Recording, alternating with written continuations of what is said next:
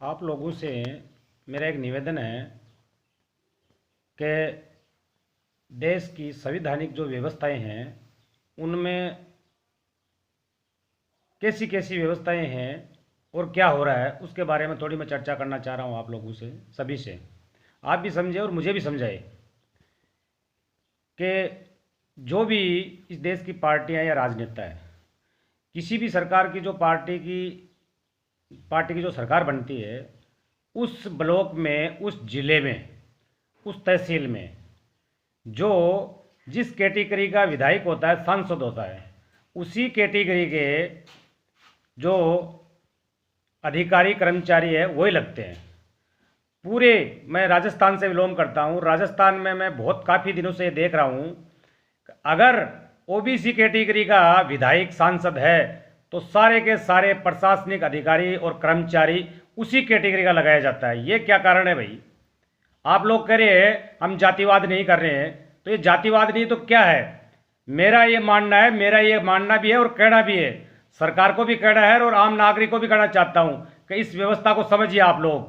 मेरा मानना ये है कि अगर कोई तहसील या ब्लॉक है, अगर कोई तहसील के अंदर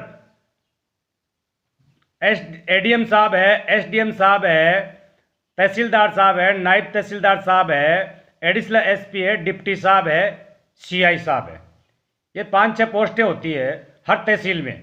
मेरा ये मानना है कि ये प्रत्येक जो अधिकारी है ये प्रत्येक कैटेगरी से होना चाहिए। इसमें एससी कैटेगरी का भी होना चाहिए, एसटी कैटेगरी का भी होना चाहिए, ओबीसी कैटेगरी का भी होनी चाहिए, माइनॉरिटीज का भी होना चाहिए और जनरल कैटेगरी का होना चाहिए।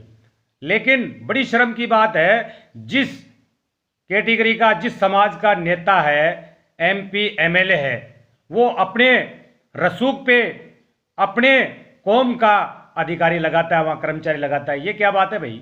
क्यों लगा रहे हैं लोग? कारण क्या है इस बात का?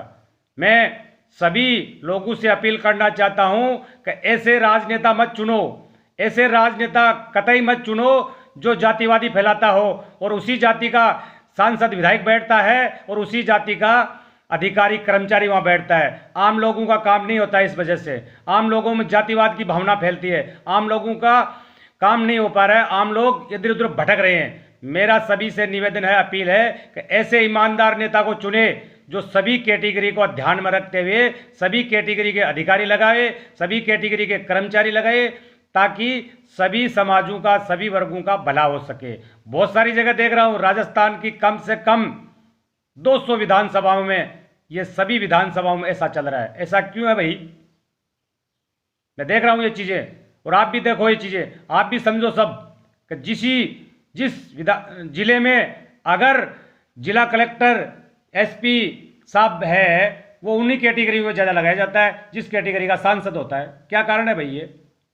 तो मैं आप सभी से ये कहना चाहता हूं कि सभी कैटेगरी को, सभी अधिकारी कर्मचारी है वो अलग अलग कैटेगरी से उस तहसील में, उस ब्लॉक में लगाया जाए।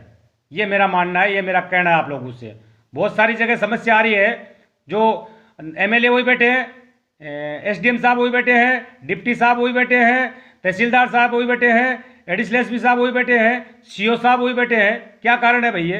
विकास अधिकारी वही बैठा है। काम कैसे होगा लोगों का? दूसरी कैटेगरी को, छोटी जो जातियां हैं, छोटी छोटी जातियां हैं, उनका कोई सुनने वाला तक नहीं है।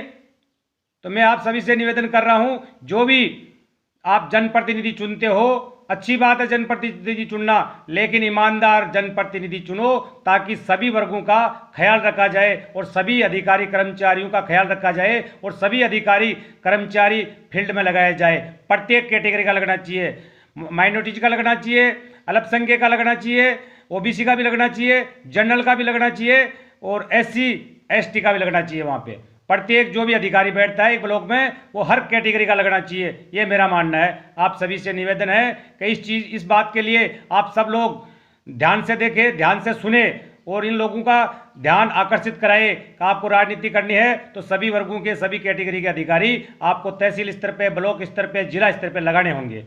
ये मैं आपसे कहना चाहता हूँ। जय भीम, जय भारत, जय संविधान।